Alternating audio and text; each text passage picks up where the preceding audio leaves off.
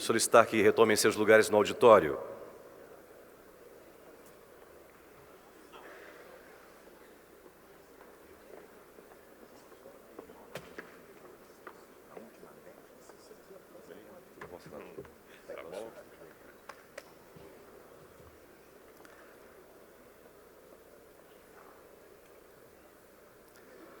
Bem, daremos início agora à programação técnica do ENAI 2014.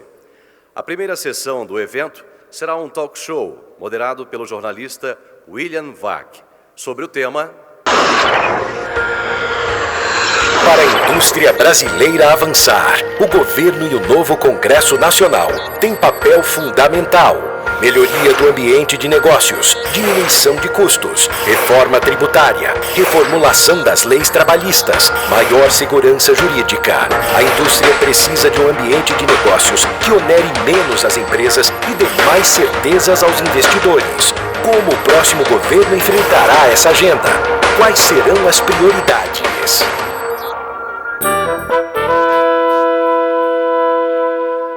Mais uma vez, o nosso bom dia, senhoras e senhores. Vamos chamar ao palco os debatedores convidados para este painel.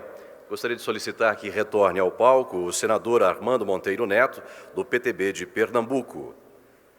Também convido o deputado federal Arlindo Quinalha, do PT de São Paulo. Convido o deputado federal Júlio César Delgado, do PSB de Minas Gerais. E o deputado federal Luiz Carlos Jorge Rauli, do PSDB do Paraná.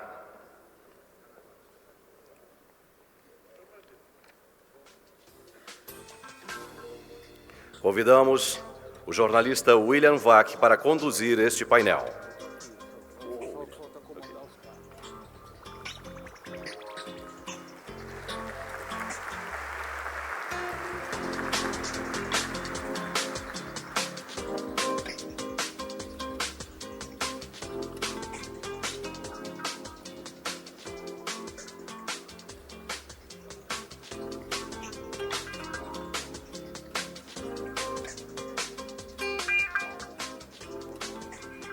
Ô pessoal, essa escuridão aí, dá para iluminar a plateia um pouco? Eu adoro ver com quem eu estou falando, coisa que não acontece para mim toda noite, eu não tenho a menor ideia quem está lá do outro lado.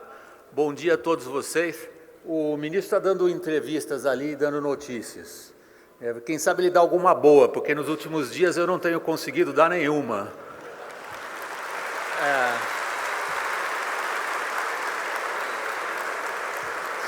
Eu sou, como repórter político, um velho amigo do Aloysio Mercadante, assim, de muito tempo, do tempo que ele era da oposição. Então a gente sempre, um provoca o outro. Ele falou, eu adoraria estar ali para algumas provocações, eu vou fazer algum... Ah, mas ele já saiu, que pena. É sacanagem falar pelas costas. Se bem que, infelizmente, faleceu o Ariano Suassuna recentemente, esse personagem fantástico. Ele tem uma observação a respeito de nós brasileiros extraordinária. A de que estamos perdendo um pouco as nossas características. A gente começou a falar o que pensa um do outro na frente, né? Lá em Pernambuco, a gente começa agora a falar um na cara do outro o que acha do outro. Isso é muito ruim, dizia o Ariano Suassuna. A boa educação recomenda que a gente espere a pessoa sair e fale à vontade pelas costas.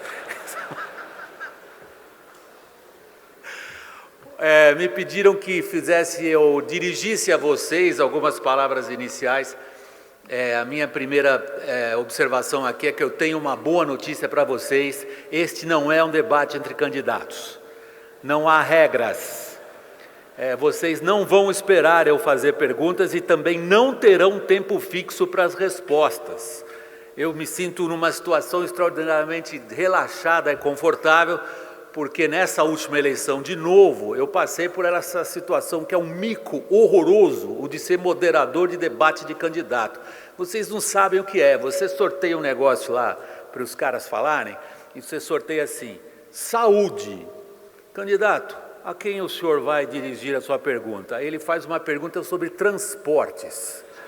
E aí o moderador não pode sequer dizer, candidato, perdão, eu sorteei saúde, quem sabe, de novo, vai aparecer o tema transportes, o moderador não pode. Vocês políticos, via Congresso e TSE, impuseram essa regra que é para proteger vocês do público. Parabéns, vocês conseguiram. Então agora a gente aproveita o público para dizer para vocês que um debate como vocês vão fazer agora é o que realmente interessa ao público, e não aquela coisa engessada feita para proteger os políticos do público. O direito deles, sabem se defender bem. Agora vem a volta.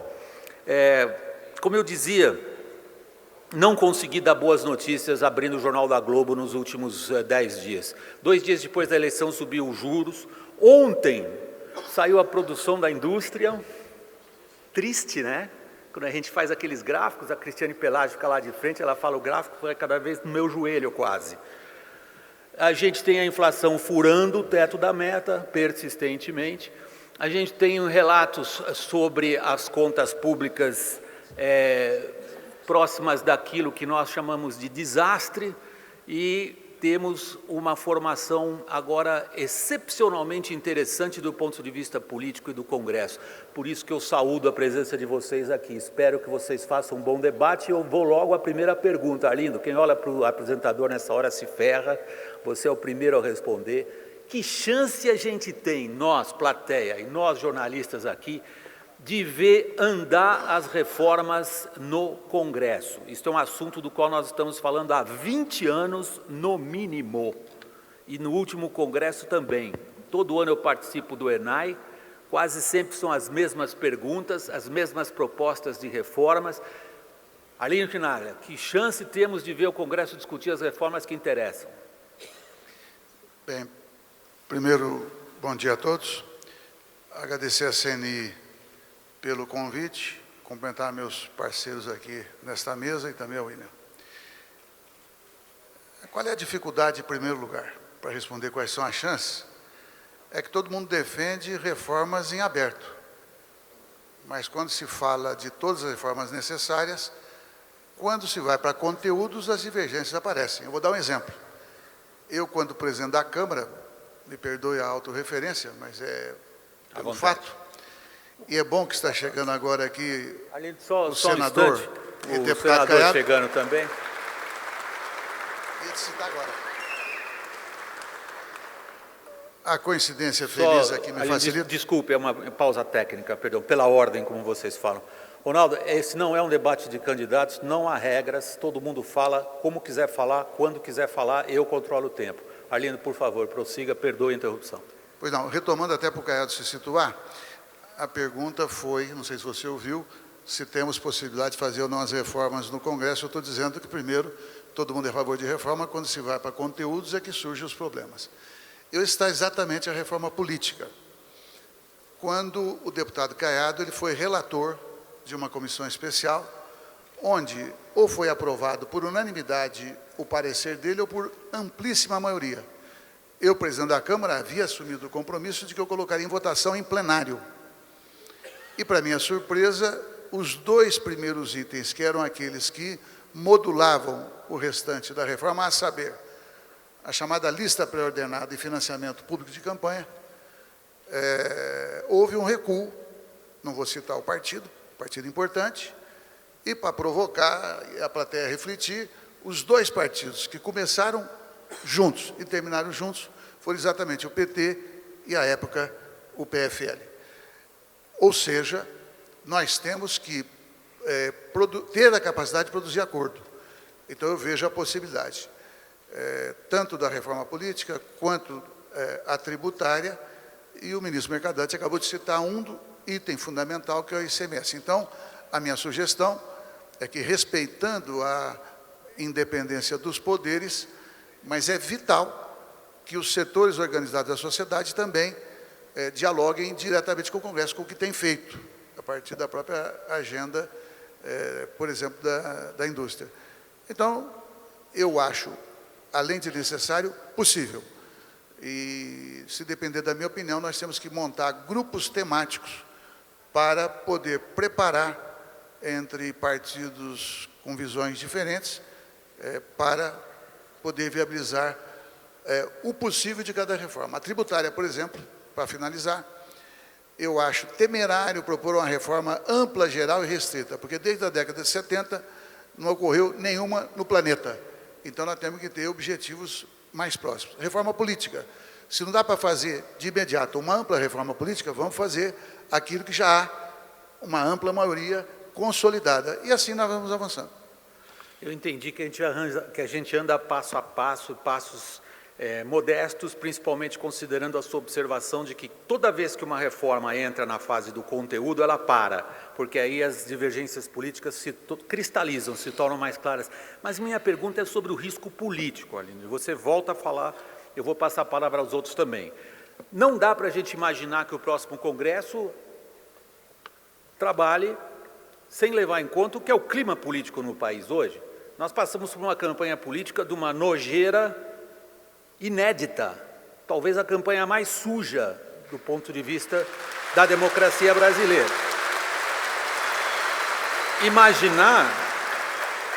Imaginar, e você como político profissional sabe isso muito melhor do que eu, que o clima político seja o clima do entendimento. Eu não me identifico como político profissional. Eu acho que você, na minha classificação, você seria um político profissional, ou eu estou errado? Eu sou hoje político porque é a minha escolha, mas minha profissão é médico.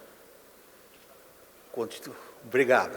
Confirma, a sua escolha foi fazer política apesar de médico. Parabéns. Até para melhorar a saúde brasileira. É uma escolha de exemplo para jovens gerações. A classe política tem atraído poucos jovens nos últimos tempos, por razões que a gente vai discutir agora, se bem que o clima político é o ponto no qual eu quero insistir. Ronaldo Caiado, com o clima político que temos hoje, o Congresso consegue e começa a trabalhar em torno de reformas? Ou nós vamos falar tanto de briga política que reformas ficarão em segundo plano? Por favor, senhores, quem quiser intervir, o microfone está aberto o tempo todo.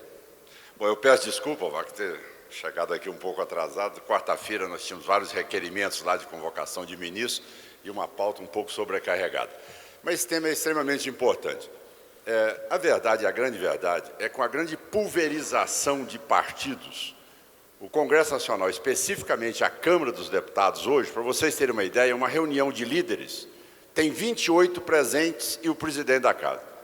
Quer dizer, como é que você vai chegar num acordo e um entendimento de encaminhamento e orientação de bancada com 28 partidos instalados na Câmara? Hoje, a funcionalidade da Câmara está altamente comprometida, é uma realidade. Qual é o fato decorrente disso, Wagner? É importante que seja dito. Primeiro, um grande desserviço quando quebrar a cláusula de barreira, ou cláusula de desempenho, isso feito pelo Supremo Tribunal Federal. Outro momento grave também que nós tivemos foi o momento onde, para desestruturar as oposições no Brasil, foi criada uma nova sigla partidária e daí o mais grave de tudo. Antigamente o cidadão mudava de partido sem levar tempo de rádio, televisão e fundo partidário. Agora passou a ser um grande leilão, ou seja, além do voto, o parlamentar leva consigo o tempo de rádio e televisão, mais o fundo partidário, ou seja, cada deputado se sente o dono de um próprio partido. Ele, a partir dali, ele tem como comercializar aquilo que é o que ele tem de fundo partidário e tempo de rádio e televisão. Isso foi um outro grande erro por parte do Supremo Tribunal Federal também, em ter aberto as portas para que nós criássemos hoje uma pulverização com mais de 33 partidos constituídos no Brasil e mais uns 4 que serão criados aí nos próximos dias. Quanto às reformas, e objetivamente, Wagner, reforma nenhuma no Brasil, no atual sistema presidencialista, acontece se o presidente da República não assumir a reforma.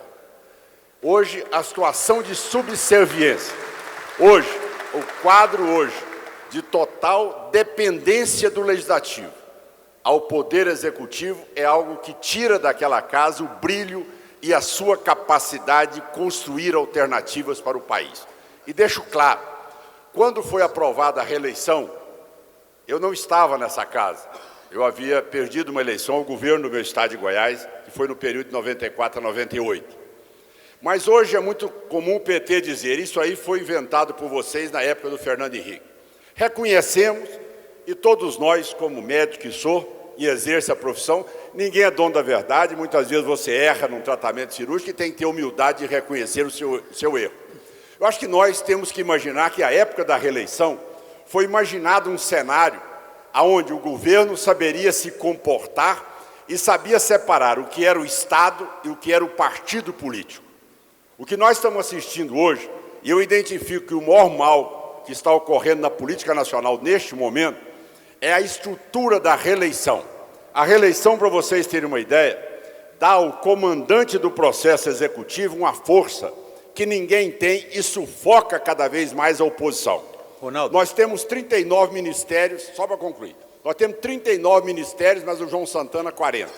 Então, para vocês terem uma ideia, a cada momento que o governo precisa cooptar mais tempo de rádio e televisão, é mais um ministério que é dado a um partido.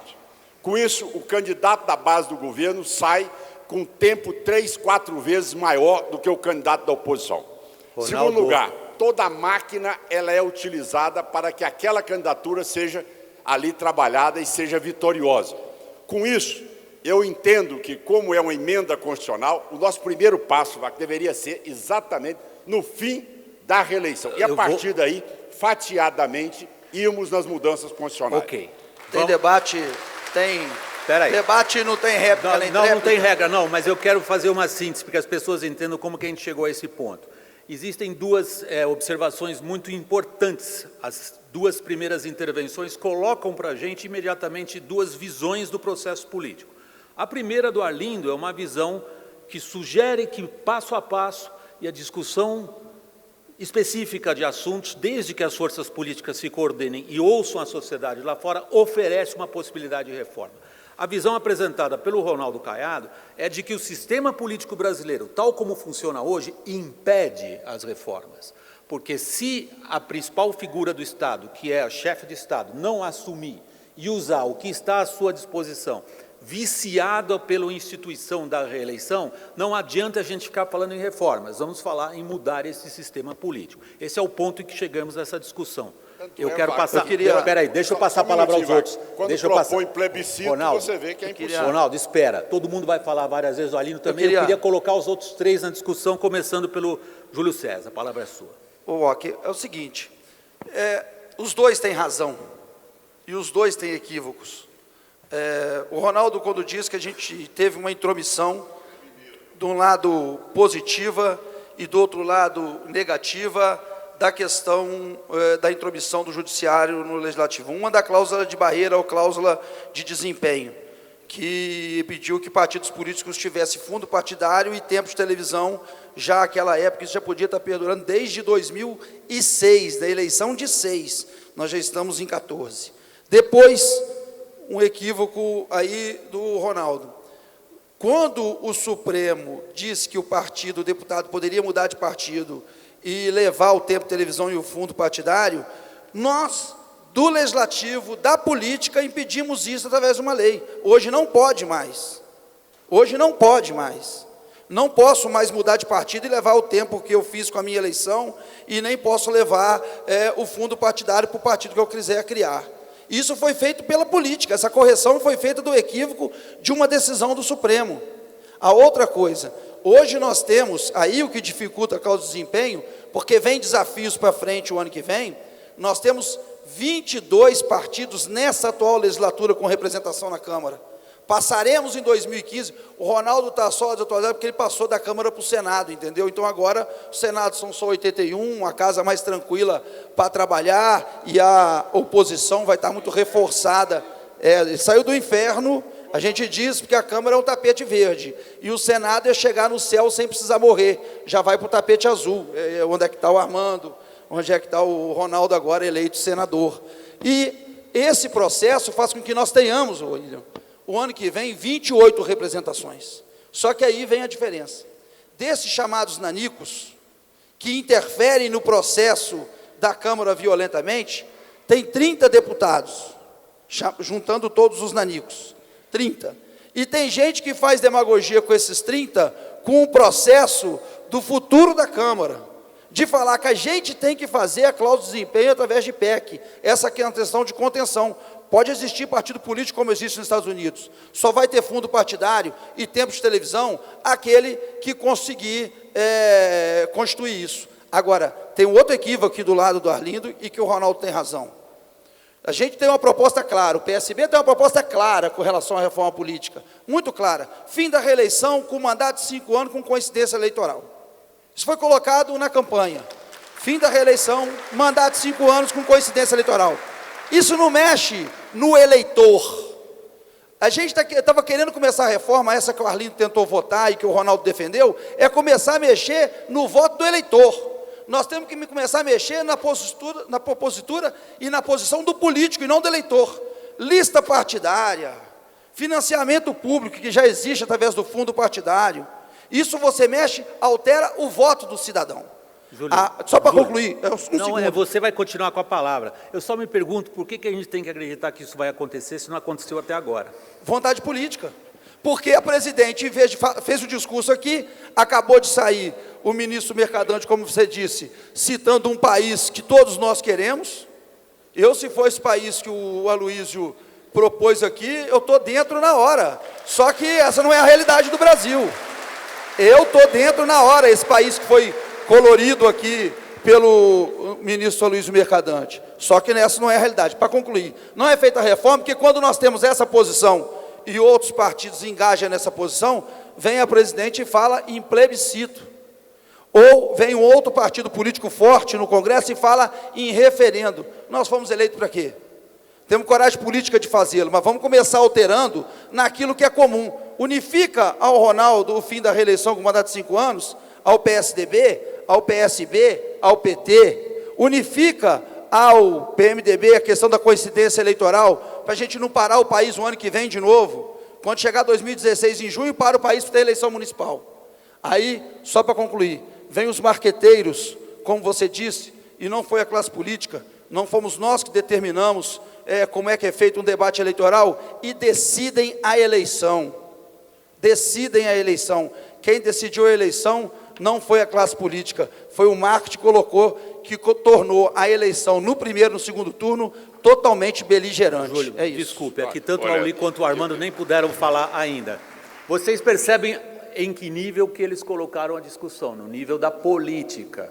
Nós não estamos falando especificamente das reformas. O que os 3 que participaram do debate até agora imediatamente dirigiram a atenção nossa, o público, vocês e a minha, moderador, é para a realidade política. Portanto, a pergunta inicial continua de pé. O Arlindo começou a respondê-la, o Ronaldo Caiado também, e você agora, Júlio. Quais são os riscos políticos que a gente terá que superar para chegar a qualquer embrião de reforma? A política, por exemplo. Armando, a palavra é sua. Olha, primeiro eu quero dizer que a política é o exercício da esperança. Se nós começarmos aqui a fazer um pouco essa visão de que as iniciativas de reforma foram frustradas ao longo do tempo, que o Brasil está imerso numa crise que não nos aponta perspectivas nem horizontes, eu acho que nós vamos, pelo contrário, o Brasil viveu anos de relativa prosperidade, de relativa paz política, e a agenda de reforma não avançou. Eu acho que nós temos agora uma oportunidade, sim, uma oportunidade de impulsionar a agenda de reformas no Brasil. Exatamente porque há uma compreensão de que esse sistema político está esgotado, tem problemas gravíssimos, é um sistema disfuncional, e que esse pacto de governabilidade que até hoje conduziu o Brasil nesse presidencialismo de coalizão é também algo que se esgotou. Então, o que é que eu acho? Que nós temos que aproveitar essa crise, a crise do sistema e até a crise econômica, para repactuar a questão da governabilidade no Brasil, que não deverá mais estar ancorada no fisiologismo explícito, mas poderá estar, sim, ancorada na perspectiva de que, pelo fortalecimento das oposições, o governo possa encaminhar uma pauta ao Congresso Nacional e que a oposição, com a responsabilidade que tem, possa também assumir compromissos com essa pauta. E os riscos políticos, William, se situam hoje em 2 planos. Essa imensa fragmentação partidária, que de resto torna mais disfuncional o sistema de decisões no Congresso Nacional, e a crise que se desenha, essa crise associada ao processo da Petrobras, que poderá atingir figuras muito expressivas do Congresso Nacional, com o risco de paralisia e de que nós tenhamos esse ano um ano marcado por processos de cassação. Mas até nisso eu vejo uma oportunidade. Eu vejo a oportunidade de sanearmos o Congresso Nacional, de podermos até varrer algumas figuras que hoje se colocam no Congresso Nacional como representantes desse modelo fisiologista, e quem sabe se a partir daí nós tenhamos realmente uma oportunidade de, pela renovação de lideranças e por uma compreensão que até o governo precisa ter hoje, de que se o Brasil não se entender a respeito de uma pauta mínima de reformas, aí sim não haverá salvação. Olha, eu vou te Eu passar queria a palavra. falar, William. Por favor, Arlindo. Palavra Por favor, sua. agradeço. À vontade. Eu creio que o deputado Caiado, prezado amigo e leal colega de debates de alto nível, eu queria recuperar uma frase, não para criticá-la, mas é porque ela encerra uma contradição. Quando fala que, e é verdade, que a força do Poder Executivo tende a colocar, ou coloca, o Legislativo de joelhos e, a partir daí, se não houver o empenho do Executivo, as coisas não caminham, é uma constatação, mas eu acho que é um caixão fechado. Até porque aquele exemplo que eu dei, te homenageando, foi iniciativa do Legislativo e não avançou à época, não foi por causa do governo. Eu não quero ser indelicado, mas vou mencionar, foi o PSDB que recuou, porque aqui está o Raul, ele poderá falar. E eu respeito, decidiu que aquilo não era uma proposta adequada, segundo a visão do PSDB. Ou seja, eu creio que nós devemos e temos a condição, por isso que eu propus, porque se a gente ficar usando o cérebro apenas para apontar a dificuldade, nós não avançamos. Então, pela experiência que eu tenho, até é possível em algum momento a gente fazer mudanças radicais. Mas aí, até o presente momento, nada indica, exatamente por aquilo que todo mundo sabe. O Congresso ele tem uma natural tendência de se preservar, por isso que a participação da sociedade é fundamental, sem a gente imaginar que uma manifestação deva por si só pautar. Hitler foi apoiado por massas, exagerando na comparação. Segundo ponto, eu queria cumprimentar o senador Armando Monteiro, porque nós não sabemos o que vem da Petrobras. Agora, nós não temos nenhum compromisso com o erro. E se ali houver, de que nível for, de que poder for, envolvimento de que natureza for, mas envolvimento que leva à cassação, que assim seja feito. Até porque nós temos aí sim de ter a coragem, porque senão nós temos o risco de dar razão àqueles que negam a política, que não é o meu caso. Terceiro elemento aí, é mais delicado, mas eu estou assim, bastante provocado para entrar no debate fundo. É que o Raul até agora não falou. Não, ele vai falar, para o debate fundo. É preciso fazer a reforma, e eu falo alguns pontos, e citei, digamos, conscientemente a questão do financiamento, até porque é os mesmos, às vezes, que reclamam do Congresso Nacional, financiam, muitas vezes, os piores do Congresso Nacional. Porque o jogo de interesses ele é pesado. Então, eu não me coloco nem melhor, nem pior do que quem quer que seja. Ou seja, nós temos que colocar com a coragem de debater de público, até nos meios de comunicação de massa, qualquer assunto. Não há o que temer. Eu agradeço muito a vocês, porque vocês já foram com o dedo na ferida. E diante de uma plateia informada como essa, é bobagem a gente ficar mantendo aqui uma postura de ingenuidade. Raul, a pergunta que está no ar e você começa a responder é a seguinte: em que medida nós vamos falar só de escândalo e vamos passar os próximos meses sabendo quem é que vai ter a cabeça cortada ou não? Ou em que medida nós seremos capazes de discutir assuntos sérios que a gente precisa? Ou, se eu pegar um gancho no que o Armando disse, se eu estiver interpretando você de maneira equivocada, Armando, você me corrige imediatamente. É passando por um escândalo mesmo e levando esse banho de sangue que eventualmente a gente consegue reformar um sistema político que obviamente não funciona, e vocês 5 estão dizendo isso? Bom, Eu posso dizer que eu sou um técnico e político há 42 anos. Não sou político profissional, sou político, homem público, homem de Estado. Eu entendo que, nesses últimos 30 anos do Brasil, nossos líderes fizeram a negociação sem trauma e sem sangue com os militares para a democracia. Conseguimos a democracia. Nossos governantes que vieram a seguir não foram bem-sucedidos. O Sarney, o Collor, veio a crise gravíssima, veio o impeachment e veio o Itamar, e aí novamente nossos líderes construíram a estabilidade econômica, com negociação, com liderança. A partir daí nada aconteceu. O que nós tivemos, a perda do câmbio em 89, que foi em 99, gravíssimo para a indústria brasileira, para a economia brasileira. Ficamos com o câmbio flexível, né? Bonitinho para o mercado, mas para o país, vê lá se a China brinca de câmbio flexível, né?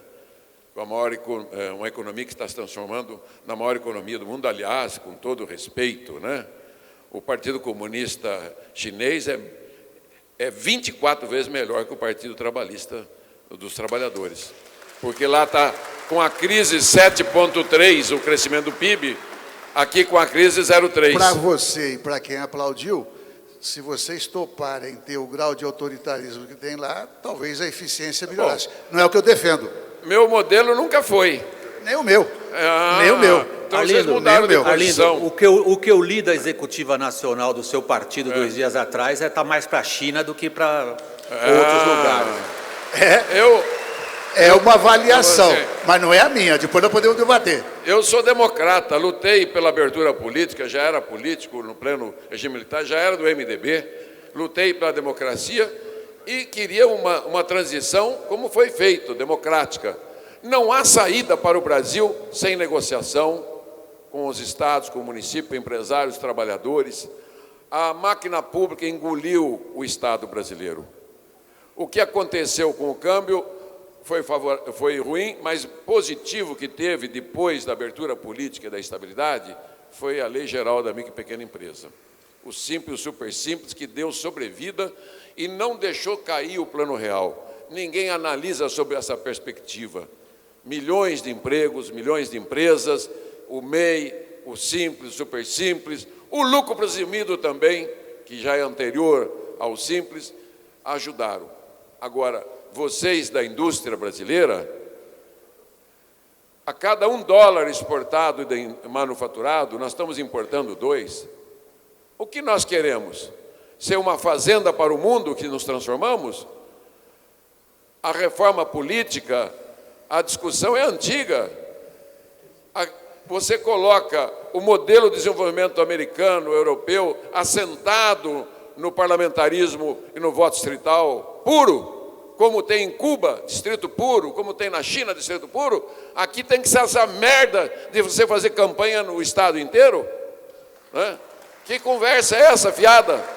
Outra coisa da reforma, meu amigo, a reforma trabalhista, previdenciária, reforma fiscal do Estado, nós não temos liderança, o Congresso não é autorresolutivo, nunca. Vai produzir sim, o simples é do Congresso. O simples é inteiramente do Congresso Nacional, e o super simples e o MEI.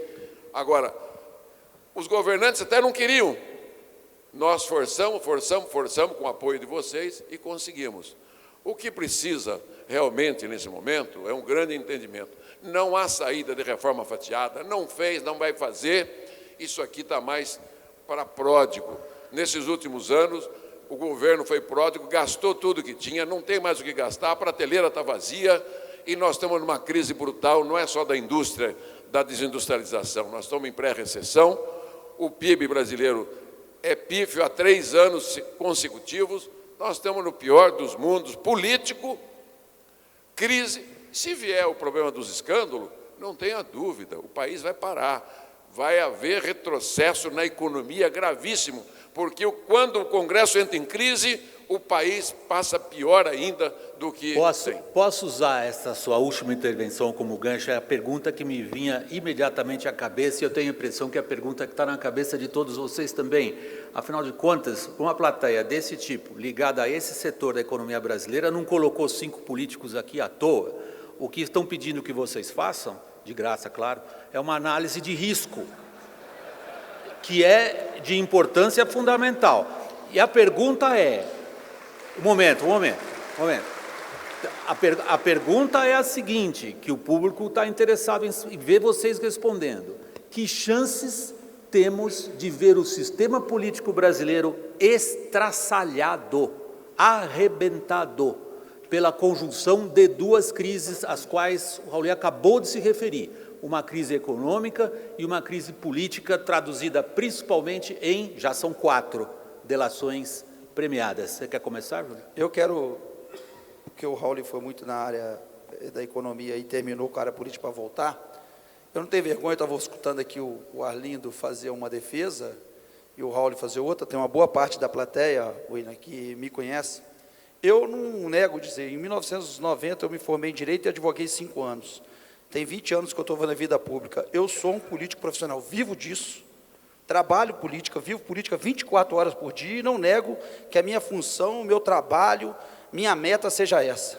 Tento fazer a diferença no mandato que exerço em Brasília e digo a você que aqui estamos ligados, porque aqui tem 5 nomes das mais alta estatura, por isso talvez o convite da CNI, da mais alta estatura do Congresso Nacional. Talvez se o Congresso fosse representado por mais pessoas como Caiado, como Arlindo, como Armando e como Raul, e modéstia à parte como eu, o Congresso seria outro. O problema é que não são todos assim. Eu quero te dizer claro aqui, é muito difícil fazer isso e pode ser estraçalhado sim. Isso pode. Quando o Armando fez a defesa, é porque vai envolver políticos da mais alta estatura que hoje exercem posições privilegiadas no Congresso Nacional, na Câmara e no Senado. E pode piorar, dependendo de quem lá estiver, para coordenar e comandar o Congresso Nacional no Senado e da Câmara. Pode piorar. É bom saber isso. E eu digo que eu fui vítima disso. Eu fui relator de um processo 2005 e fiquei carimbado com a odiosidade de parte porque fui relator no Conselho de Ética do ex-ministro Zé Dirceu. Esse ano, eu fui relator do processo do deputado André Vargas. Dos 2 que já saíram nomes, dessa mexida do processo Lava Jato, desses nomes da delação que estão aí, daquilo que virá para o Congresso nessa legislatura ou na próxima, quando a gente tomar conhecimento da delação, são muitos nomes de deputados, senadores, governadores, assim dito pela tal delação que tem que ser confirmada. Tem 2 que já vieram a conhecimento público e por isso o processo já começou no Conselho de Ética. Eu sou do Conselho de Ética. Esses processos começaram em março, outro em maio. Nós estamos em novembro. Eu passei o período da Copa do Mundo, do recesso branco parlamentar e das eleições envolvidas em terminar o meu trabalho na Câmara, no Conselho de Ética. Terminei. Foi recorrido à CCJ. Até hoje não foi votado o recurso do André Vargas para esse processo para o plenário. Agora, a vontade política é dos partidos que estão lá representados. Até hoje não foi. E o outro que vai recorrer, a torcida qual é? Vai terminar o ano legislativo, 17, 18 de dezembro, não dá tempo de ser votado, anula tudo e tem que começar tudo de novo o ano que vem. Então, dependendo de quem tiver no controle deste processo na Câmara e no Senado, pode piorar e está estraçalhado sim. Dependendo de quem estiver, pode melhorar muito. É isso. Arlindo, vamos ver o sistema político estraçalhado. Desculpa, Ronaldo. O Ronaldo Guantes, pode ser? Ronaldo. Obrigado. Bom, senador tem precedência. Isso que foi desenhado, todos nós sabemos. Agora, qual é o grau de ramificação, com médico, um termo bem médico, qual é o grau de metástase desse escândalo? Até onde ele está atingindo? E aí as pessoas serão realmente punidas ou um começa a ameaçar o outro e aí caminha para uma grande pizza para que tudo continue como está? Essa é a pergunta também que tem que ser feita. E como Qual é que é você a responde? capacidade que nós temos hoje de saber que tamanho é esse processo, fundos de pensão, Caixa Econômica, Banco do Brasil, Petrobras, Eletrobras, até que ponto isso chega? Quais são as seguranças que essas pessoas têm de terem participado também do processo do Executivo? Um ameaçando o outro. Existem certas candidaturas colocadas que nós estamos vendo também que é mecanismo de defesa. Olha, se é para explodir, então vamos explodir tudo. Então, Wagner, nós temos que ser bem claros, porque o momento da política hoje é um momento extremamente delicado. Nós vamos conseguir mudanças substantivas se nós realmente fizermos com que haja um processo gradual de asepsia e de limpeza dentro da classe política na utilização da máquina de governo. Primeiro ponto. Segundo ponto, o que se espera? Qual é a grande virtude de um estadista? A virtude de um estadista é saber escolher os seus ministros. Essa é a virtude do estadista. Tem que ser melhor do que ele na área que representa. O que nós estamos vendo hoje é que ninguém da plateia aqui dá conta de citar 5 ministros dos 40. Ou seja, é a mediocridade instalada. É muito mais um entendimento partidário para que aquilo possa refletir no resultado da campanha eleitoral e no financiamento da campanha, do que no benefício do país num todo. Numa política realmente com visão republicana e com espírito público. Então, objetivamente, este é um momento complexo da vida do Congresso Nacional. Já passei pela época do escândalo do orçamento, Valdomiro, Vampiro, Sanguessuga, depois tem aí o Mensaleiro, agora Petroleiro. Então, o que nós estamos vendo nessa hora é a necessidade de nós buscarmos. Este governo agora vai ser um governo que vai ter coragem de levar a fundo essas denúncias que estão aí, com todas as delações premiadas que já houveram, que já tiveram. Segundo ponto, ele está em condições de realmente levar esse processo adiante? Ou ele será vítima de ameaça também de quem participou do processo para financiar a estrutura que está? A sua pergunta não é retórica, você vai respondê-la como? Certo, agora eu vou responder objetivamente. Esse vai existir um processo de acomodação. Vocês se lembram bem que nessa hora, onde tem mais de 40 deputados envolvidos, não sei quantos senadores, governador de estado, e ameaça atingindo também a presidente da República, esse processo ele será trabalhado com a mesma rotina que colocou aqui o deputado Júlio, ou seja, um processo de procrastinação até que outras crises venham ou que outras crises sejam montadas para abafar esse processo. Esse é o processo que eu enxergo neste momento. Agora, se a presidente mantiver esse quadro aí do ministério que está, onde no dia da posse dela, ela não soube calar os manifestantes que pediam controle da mídia, ela não soube calar aqueles que tentavam imputar a essa vitória dela esse divisionismo e esse apartheid social que eles criaram na campanha desse ano, que foi algo que nós jamais assistimos uma violência como essa atual. De negros contra brancos, de pobres contra ricos, enfim, algo que nenhum estadista faz. Todo estadista quer governar o país e aglutinar as suas forças. A ação do governo atual foi cada vez mais um jogo que me preocupa, trazendo agora de imediato das ações de ministros venezuelanos, criando acordos com o MST, montando verdadeiros coletivos no Brasil para instalar a verdadeira revolução socialista. O que é isso? Quer dizer, esse governo precisa ter limites, precisa de saber que isso aqui não é uma Venezuela, e nós não podemos admitir que esse processo seja crescente cada vez mais no dia a dia deste governo. Por isso, senhor presidente. Ronaldo. Por isso, Wagner, nosso âncora aqui. William. Esse governo, ele está fadado, da maneira como ele está indo, com o radicalismo que ele caminha, ele saber que ele terá uma oposição qualificada na Câmara e no Senado Federal, e que esse governo produz hoje insegurança jurídica, insegurança social, hoje um processo inflacionário que é real, Ronaldo, tá certo? E, ao mesmo tempo, um sistema de ódio. Ronaldo, Presidente, Eu sou preciso médico. Eu preciso passar a saúde palavra estava aos mal, outros não estava? também. Qual é que foi quem foi penalizado com a saúde? O médico. Daí a pouco o bode expiatório é o médico. Daqui a pouco vai ter o desemprego, o bode expiatório vai ser o empresário. Ronaldo, lhe peço licença para cortar a sua palavra. Pois não. Porque você faz duas observações centrais.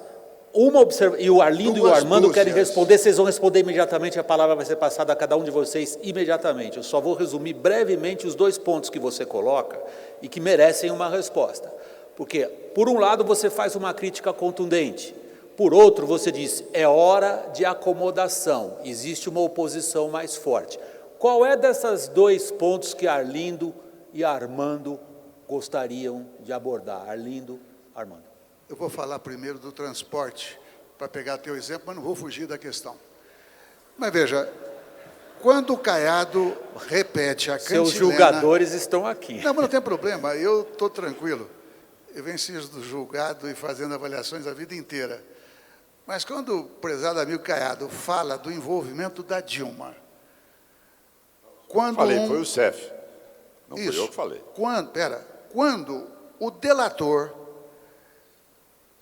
segundo noticiado por uma revista semanal, e depois de algumas horas, o seu advogado nega, fala, não vi, não existe, não conheço.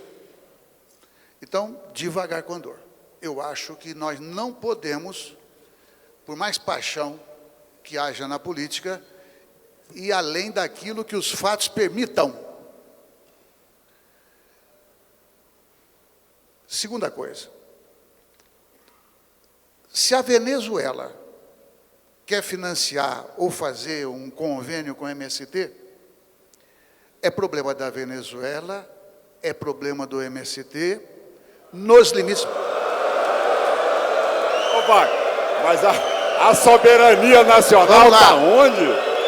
A soberania nacional está onde? Vamos lá. Gente. A pergunta que eu quero fazer é a seguinte. Arlindo, nós somos... Um segundo.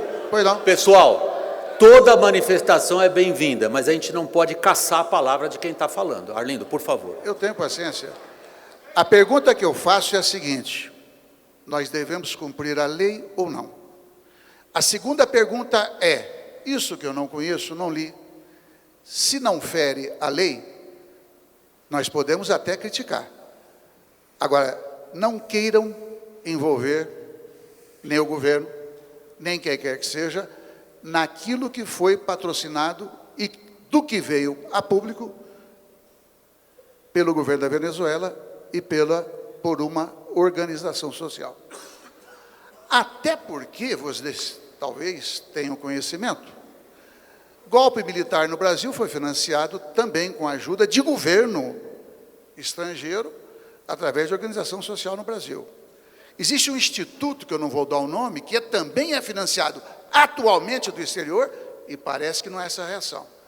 E quando o senador, atualmente, deputado Caiado, ele fala e, digamos, ideologiza, dizendo que a Revolução Socialista, eu quero dar um testemunho de uma ação do deputado Caiado, que é exuberante nas suas ações, eu aplaudo isso, mas que se eu fosse presidente da Câmara, ele não teria feito.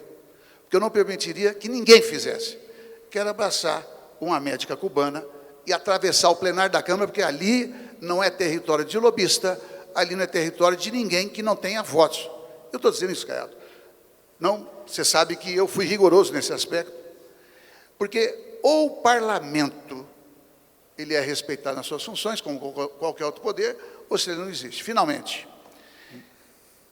eu não torço para que venha uma crise, digamos que chegue a parar o país, porém eu dou razão ao Raul. Dependendo de como uma coisa vier, tende a afetar. Porém, não vejo a possibilidade de passar a mão na cabeça, que foi uma das possibilidades aventadas pelo deputado Caiado. Por quê? Quem está fazendo a investigação é a Polícia Federal, é o Ministério Público, conduzida pelo Judiciário. Eu não sei, acho que ninguém sabe o que tem ali. Eu vejo, como todo mundo, citações de não sei quantos parlamentares, governadores. É preciso aguardar para ver. Terceiro, mesmo que venha algo para além do que se preveja, não creio que vai ser a hecatombe de que, de repente, o Congresso para, o Executivo para e o país automaticamente para. Vai atrapalhar. Agora, eu acho que é nosso dever estar em sintonia com os interesses do país e, a partir daí, trabalhar. Eu acho que é o nosso papel. O Armando vai falar agora. Ronaldo, só um segundo. Deixa o Armando falar também. Eu queria só retomar. Eu acho que o debate é um debate que está contaminado nesse último momento ainda pelo processo eleitoral. E eu respeito essa posição. Acho apenas que nós temos que falar para o futuro aqui. Ou seja, o governo está constituído, o resultado da eleição foi legítimo, o governo reconhece um grande déficit de diálogo, porque a presidente da República, no primeiro momento, oferece a sua disposição de dialogar com o conjunto da sociedade e, ao mesmo tempo, uma oposição que sai das urnas com o tamanho que a oposição brasileira saiu, ela terá a responsabilidade de poder atuar de forma construtiva para que o Brasil possa avançar nessa agenda de reformas. E aí, o que é que eu acho fundamental, William? Que a presidente da República explicite, num prazo curtíssimo, qual é a pauta, qual é o conjunto de iniciativas do Executivo que vai ser oferecido ao Congresso Nacional. Rauli. Ok. Bom, eu só tenho uma palavra, Arlindo e Armando, que são mais da base do governo, né? Presidente Dilma, me surpreenda, né? Eu, quando ela assumiu, perdemos a eleição, chegamos aqui cabeça inchada, havia, assim, brilho nos olhos dos petistas. Eu cheguei terça no Congresso, não havia brilho nenhum de nenhum petista da base do governo. Então, me surpreenda no que sentido? Se ela era uma técnica, não uma política, esperava um governo técnico de reforma, de reestruturação, de reconstrução do país, em todas as áreas. E não aconteceu. A famosa reforma fatiada não aconteceu. Não aconteceu. Desculpe, com todo respeito, o Conselho de Desenvolvimento Econômico e Social nunca mais teve notícia dele, que era dos empresários, da sociedade. Então, a liderança é dela. Eu não quero o terceiro turno, eu quero a próxima eleição, e se houver erro do parte dela, teu, meu, de quem for, tem que pagar o pato, seja quem for. Correto? Se ela estiver envolvida, ou qualquer um, vai pagar o pato. E vai ser um processo doloroso. De qualquer maneira, o parlamento vai passar por um processo doloroso que vai afetar a economia, vai afetar a governabilidade. Essa questão é própria nossa do Brasil, porque o presidencialismo nosso, engessado, se fosse parlamentarista, o parlamento é dissolvido, marca a eleição. Nós temos uma emenda constitucional pronta do presidencialismo participativo, fomos discutidos há 20 anos atrás, Montoro, Covas, todas as lideranças também, muitas do PT da época, que está prontinha para ser votada, como alternativa a plano B. Para qualquer crise, ela fica de presidente da República, nomeia um gabinete de transição e parte para um parlamentarismo para poder dissolver o parlamento. Se a crise está no parlamento, do envolvimento, dissolve o parlamento, marca a eleição em seguida. Né? Porque só os Estados Unidos é diferente, o presidencialismo americano não é dono do país. O parlamento é poderoso e o judiciário é poderoso. Aqui não, só o presidencialismo é poderoso. É hoje o PT, mas ontem foi o PSDB, amanhã vai ser outro partido. Nós não temos saída. Sem reforma tributária, previdenciária, trabalhista, reforma do Estado, não pode ter esses privilégios que tem. Só sobrevive a indústria que tem benefício fiscal e creditício. O resto não sobrevive, ou está na microempresa. Então, só para completar, dizendo, a resposta é essa. Pode vir crise, vai depender muito da capacidade de vocês, empresários, de saber lidar com essa crise, junto com a presidente da República, para ela enxugar. Reduz para 20 os ministérios. Faça, começa, incentive. Nós estamos para dialogar com a oposição. Eu falo aqui, o PSDB, que é um gesto concreto para poder dialogar com vocês. Eu vou ser obrigado. Você vai falar, Ronaldo. É só um segundo que eu tenho a dizer. Eu estou orientado pela produção a encerrar o debate neste momento. Um minuto, por favor. Que vem o próximo. Não sou eu que tomo a decisão, eu estou cumprindo a regra. Vocês querem que prolongue, me digam quanto mais tempo. Eu gosto... Momento, pera aí. O dono do campo, da trave, da bola, da camiseta e do gramado é o Robson, está aqui embaixo. Adiar o próximo. Vamos conversar um pouco mais aqui. Vai. Ele está falando para adiar o próximo. Eu posso de tarde, eu posso, não tem problema. Ok, então está decidido, nós vamos adiar o próximo debate que ocorreria a partir de agora. E nós, momentinho só, não era só técnica, então a palavra é sua, sem dúvida alguma. Então, só para esclarecimento de vocês, decisão do Robson, nós vamos trabalhar aqui até 13h. Em vez de termos o próximo debate, ele será colocado para depois. Não sei se isso complica a agenda do Gerdau, dos outros, mas é o que o Robson me disse. Ronaldo, a palavra é sua. Obrigado, senhor presidente. Bom, mudou de novo, agora é mais 15 minutos. Rapidinho. Eu Até meio-dia e meio, gente. 2 pontos. Em primeiro lugar, os partidos políticos, então, não deveriam dar o bom exemplo, porque se nós estamos falando aqui de que, olha, existe a corrupção, existem as denúncias, ninguém aqui está fazendo pré-julgamento nem juízo de valor. Mas no momento que tem uma denúncia que é consistente, deve ser dada a oportunidade àquela pessoa poder se defender, mas fora do quadro partidário. Por que apenas nós tivemos essa coragem de cortar na carne? Nós, os democratas e do PFL. Por que os outros partidos acomodam tranquilamente, especificamente o PT, acomoda toda essa estrutura, mantendo o controle partidário ainda, envolvido em todos os escândalos e sendo julgados? Qual é a imagem que é dada ao jovem hoje? Se o partido está acobertando aquilo, qual é o reflexo que o cidadão tem em comum daquele partido, da política nacional? E aí vem o pior, generaliza tudo. Todos são iguais, todos não prestam, todos estão ali para fazer negociado, balcão de negócio. Então os partidos deveriam ter mais compromisso também. Essa era a hora que os partidos deveriam dizer, olha, existe uma denúncia grave, certo? O senhor então vá para lá, vá se defender, mas saia desfilie do partido para que o partido possa continuar sem ter que responder pelos seus atos aqui neste momento. Esse é um ponto que nós temos que defender. O segundo ponto, aquilo que colocou o senador Armando. Eu quero dizer, nobre colega, que se o Aécio tivesse sido eleito, hoje, você ia ver esse Brasil totalmente bloqueado pelo MST e pela CUT nas ruas, impedindo a governabilidade. Você ia ver o aparelhamento do Estado hoje, criar a maior dificuldade de gestão para uma administração nossa neste momento. Nós não fazemos esse jogo. Agora, eu discordo do senador Armando Monteiro. Nós não podemos desativar a mobilização da oposição. Nós temos que nos estruturar todos os dias para chegarmos organizados em 2018 e ganharmos as eleições no Brasil. Nós não podemos achar que a eleição se faz à véspera de 2018. Nós temos que manter atuante. Saber se os empresários aqui estão dispostos a discutir apenas as suas indústrias, suas empresas, ou se eles estão dispostos a discutir o problema que o Brasil está passando hoje.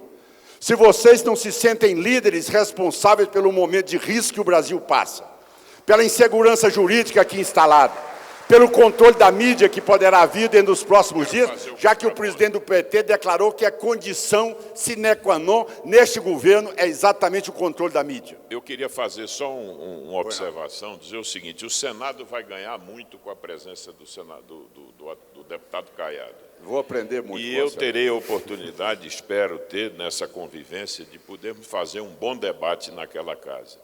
Mas acho que ninguém está propondo aqui que a oposição se destitua do seu papel. Ou seja, o papel fiscalizador da oposição tem que ser exercido de forma muito clara. O que eu estou propondo é um pacto pelas reformas, o que é algo diferente.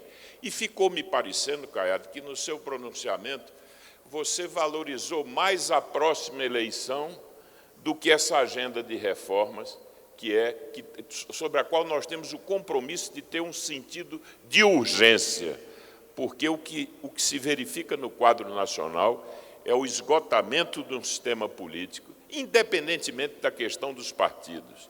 O sistema está esgotado, o sistema é disfuncional. A presidente da República fez um discurso de plebiscito, etc., que não me parece a coisa instrumental, não é a mais importante. A mais importante é, vamos fazer uma proposta de reforma política.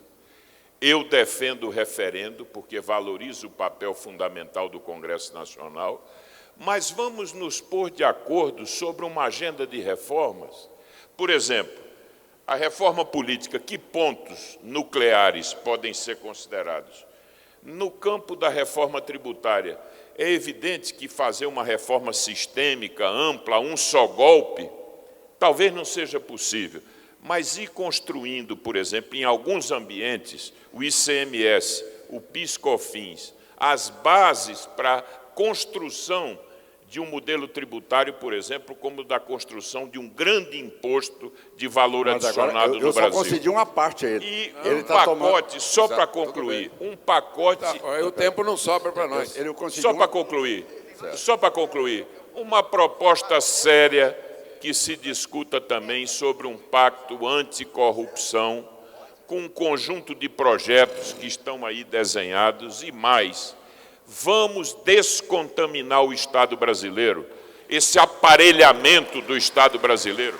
Vamos fazer uma proposta para reduzir os cargos comissionados no Brasil, para criar uma tecnoburocracia, para evitar o aparelhamento do Estado, hoje por um partido, amanhã pelo outro.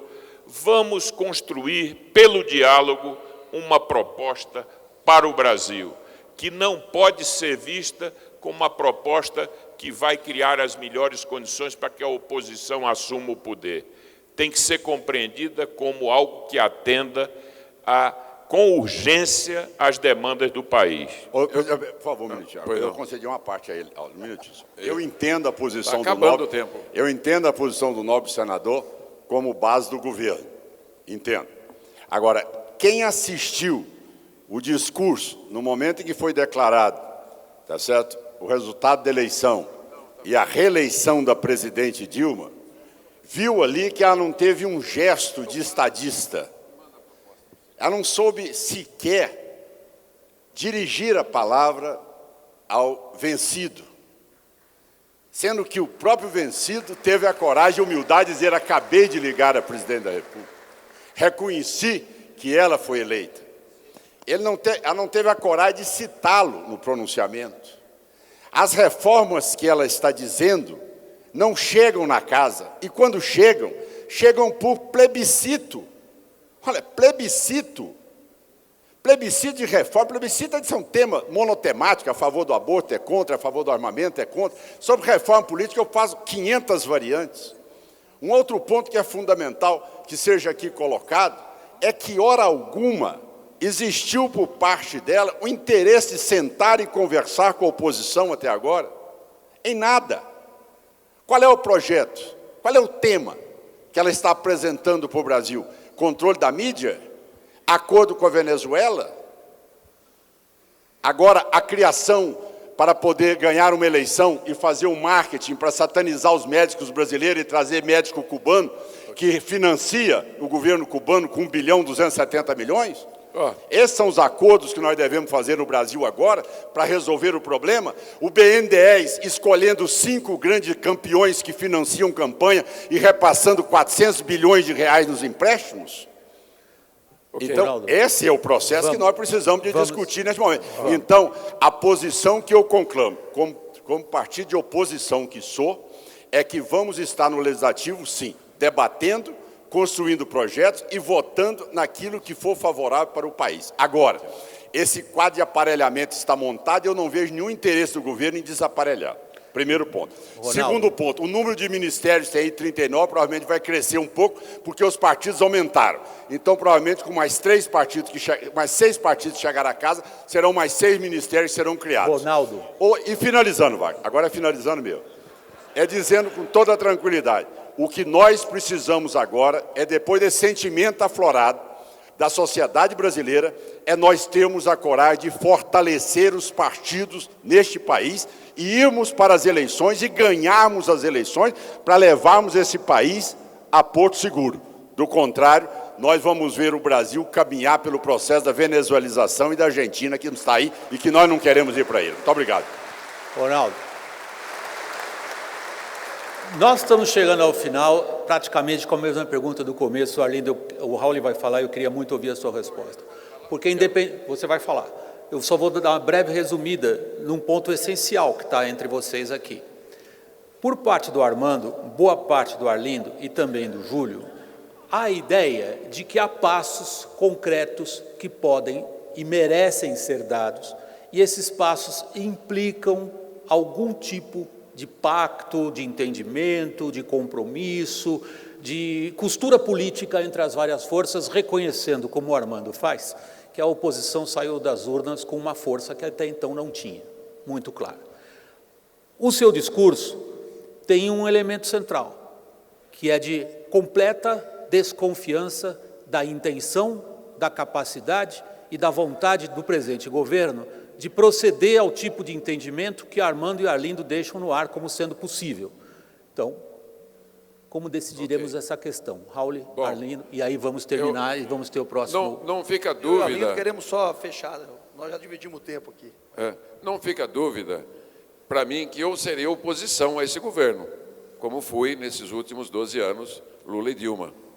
Dura, mas também oposição construtiva. Nós queremos a punição dos responsáveis por qualquer tipo de escândalo. Se puder criar um rito sumaríssimo, né, para políticos serem condenados no judiciário, como são feitos em todos os países do mundo, tira essa agenda e tira o mandato do parlamentar temporariamente. Eu gostaria que esse encontro nacional, Robson, permanecesse em aberto, até que o problema maior do país, que é a indústria, seja resolvido. De todos os setores da economia, não há nenhum setor mais prejudicado do que a indústria. Que essa agenda da indústria, da desoneração dos bens do ativo fixo, de resolver o problema da supercarga tributária que é repassada nos preços, tira a competitividade da infraestrutura e de outros problemas. Então, eu entendo que esse encontro poderia ficar em aberto, não terminar em 2 dias, o Encontro Nacional da Indústria, com tantos problemas que tem. A agenda política, vocês vão trabalhar para moderador junto ao presidente da República e aos poderes, Congresso, Judiciário, para poder cobrar. E nós, do Congresso Nacional, vamos fazer a nossa parte. Então, eu estou dentro da agenda propositiva. O que for bom para o país, como o Caiado coloca, como o Armando coloca, e o Júlio, e o próprio consentimento aqui do Arlindo, nós vamos fazer agendas positivas e propositivas, mas não pode ficar do jeito que está lá, com a agenda que está pautada, demagógica, vai implodir o país. As finanças já estão arrebentadas de estados e municípios e da União. Nós gastamos 3% do PIB a mais. A balança comercial está em déficit, a balança de pagamento é 3% do PIB. Então, nós estamos no pior dos mundos. E a indústria, nesses últimos anos, né, enquanto o PIB cresceu 128%, vocês cresceram 51%. Quer dizer, nós viramos um país totalmente dependente da indústria de outros países do mundo. Então, aqui esta agenda, ela é política, mas ela tem que ser técnica. Então, cobre de nós, dê suporte. A CNI tem poder para isso, porque tem estrutura para nos apoiar numa agenda propositiva. Mas sem capitulação, mas cobrando duro da Presidente da República medidas. Ela pode criar uma governabilidade em meio a essa crise de desmoralização que está o país, nesse momento, o país dividido, chama as oposições, democratas, os outros partidos, o PSB hoje, espero que fique, resista tenazmente na oposição com a gente, para poder, porque somos poucos de oposicionistas. Isso aí. Arlindo, eu estou encerrando. Conto com a sua grandeza de não tentar responder a cada um dos sapos que foram colocados para você degluti-los, porque senão nós vamos iniciar mais uma rodada. É pura coincidência que você, que representa o partido do governo, tem a última palavra. Isso. Eu quero fazer apenas também uma observação. Da proposta do Caiado, de que os partidos devem melhorar o seu rigor, eu concordo. O que eu não concordo é que o fato de haver a denúncia automaticamente implica inculpa. É preciso uma cautela. Então, pode propor um afastamento, mas a desfiliação, eventualmente, seja algo drástico demais. Beirando a provocação, mas já houve senador cassado que era o porta-voz da moralidade absoluta. Então é preciso tomar um cuidado com esse comportamento, eu diria assim, do fuzilamento imediato, do jacobinismo. Muito bem, Armando. Obrigado. Segunda coisa, eu quero cumprimentar a CNI, porque o Robson Andrade, no início, eu creio que ele fez a abordagem suficientemente ampla e equilibrada, que, de certa maneira, nos isentou do diagnóstico da nossa opinião, e também quero fazer referência à proposta e o compromisso assumido pelo ministro Aloysio Mercadante, porque, além desse debate bom, que a gente espera repetir, o fato é que discutir diretamente com aquele que é o responsável pela coordenação de governo, que é a Casa Civil, das 42 propostas da agenda da indústria, eu penso que é um significativo avanço no limite de um grande começo. O que vai resultar, saberemos mais adiante. Terceiro, na linha de nós procurarmos colocar o parlamento no patamar que ele precisa estar, e não ficar representando corporações, a agenda demagógica também está na Câmara, está uma loucura. Na minha opinião, eu acho que nós precisamos, de fato, rediscutir o Estado. Tem carreiras que têm um benefício total, outras não, é um financiamento muito pobre, e por aí vai. As instituições, eu acho que tem que haver uma rediscussão, mas isso a gente tem tempo. Agora, no que diz respeito à agenda da indústria, eu creio que nós aqui temos condições, não falo em nome deles, mas falo, acho que eu interpreto um sentimento, pelo que eu ouvi, nós podemos e devemos também criar um grupo de trabalho na Câmara, e eventualmente, e com certeza no Senado, e tem lá o senador Armando, que presidente da CNI, enfim, com toda a experiência e capacidade que tem demonstradas, eu creio que nós podemos, então, a partir daí, fazermos esse entrosamento para avançar na negociação com o Executivo, mas também com o Legislativo. Agradeço mais uma vez pelo convite. Júlio, brevemente. Um segundo. Existia um sentimento latente no país, no início desse ano, que era possível a gente fugir desta polarização e que a gente podia representar uma mudança para valer e coragem para fazer isso. Uma fatalidade fez com que a gente não tivesse a possibilidade de sair dessa polarização. Nós, do PSB, agora eu estou colocando como posição, William, não fizemos a opção de ir para a oposição.